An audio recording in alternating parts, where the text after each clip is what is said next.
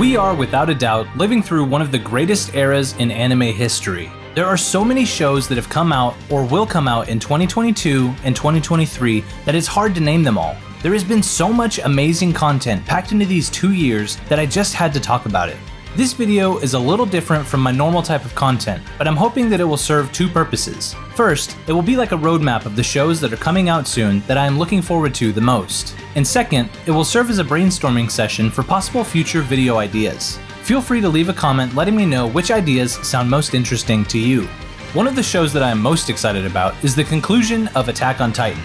It's no secret that I love this show, but we are about to wrap up one of the greatest animes that has ever existed, and I couldn't be more ready. This show is a massive international success and has absolutely gone gangbusters. I can't wait to see the conclusion. Back when I released my video about the dance that changed animation forever, it came out before Season 4 hit the air. Once that video started taking off, however, I got a lot of questions about my thoughts on MAPPA taking over the show, and if I thought it was better or worse than WIT Studio. This would make a fun video to compare and contrast the two studios' differing styles of storytelling. We had UFO Table drop what is probably one of the greatest pieces of animation that I have ever seen. Demon Slayer's Entertainment District arc was phenomenal. The next arc is the Swordsmith Village, and will probably come out around the fall of 2023. There are so many videos that I could make about this show. I definitely want to talk about the animation and fight scenes in Mugen Train and Season 2, so those are on the table. But there is another, more big picture idea that I had for Demon Slayer. I believe it was the year 2020, right when the pandemic hit, that the Demon Slayer manga outsold the entire US comic book industry alone. I think it would be really interesting to take a look at why and how this happened. Comics are way more politicized in the US than they are in Japan, so could this be a go woke, get broke kind of scenario? Or is it something else entirely? I'd love to find out. There are tons of bangers on this list, but one of the things that I am most excited for is the return of Bleach. Getting to see the final, conclusive arc of this show is going to be really special. The 1,000-Year Blood War is going to be insane, and I can't wait to see what Studio Pierrot has been cooking up. Dragon Ball Z, Naruto, and Bleach were some of the first major animes that I watched, and so I naturally have a lot of nostalgia for this show.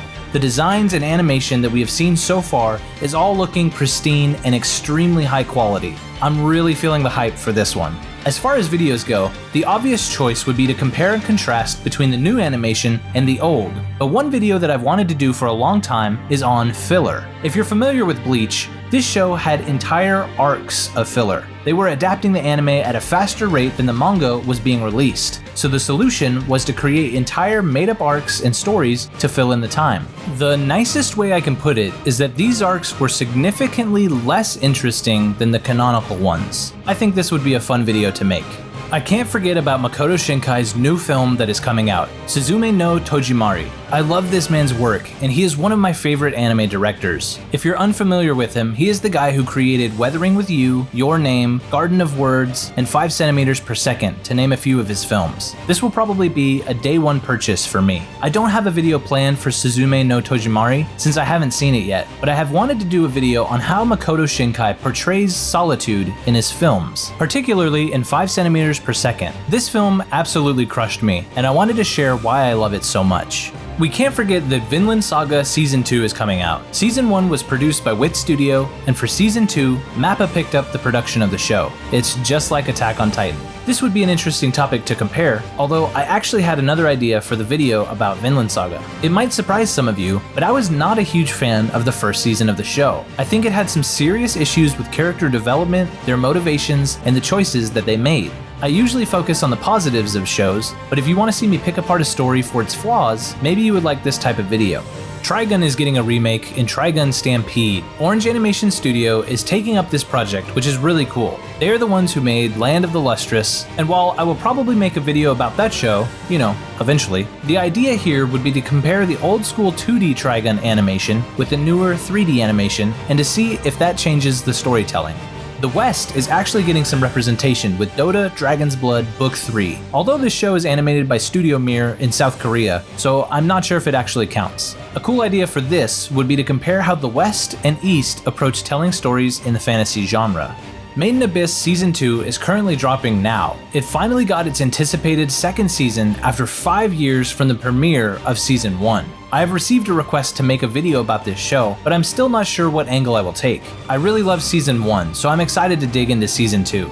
Then we have a ton of insane anime selections coming out that are undoubtedly going to be super hype. Chainsaw Man is one that I'm really looking forward to. We will get the next season of My Hero Academia, Season 2 of Ranking of Kings, Jujutsu Kaisen 0 is coming to Crunchyroll in September, Dragon Ball Superhero is on its way, Mob Psycho 100 is getting a Season 3, Tower of God has been renewed for a second season, Spy Family is coming back for Season 2, Studio Trigger teamed up with CD Projekt Red to do a cyberpunk anime set in Night City, and soon we will get an adaptation of Solo Leveling, which is supposed to be incredible.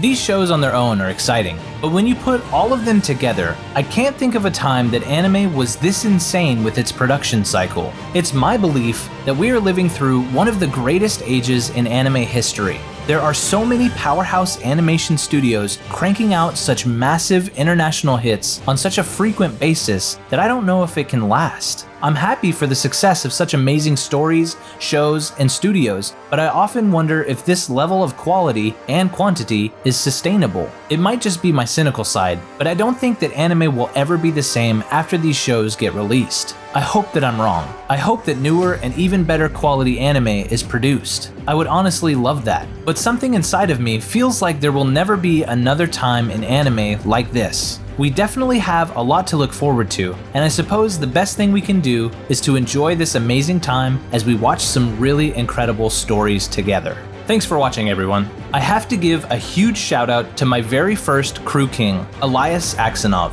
Thank you so much for your support. A huge thanks to the other patrons that also made this video possible. If you want your name in the credits of the next video, then please consider checking out my Patreon page. I'm Drew Malou, and I will see you storytellers in the next video.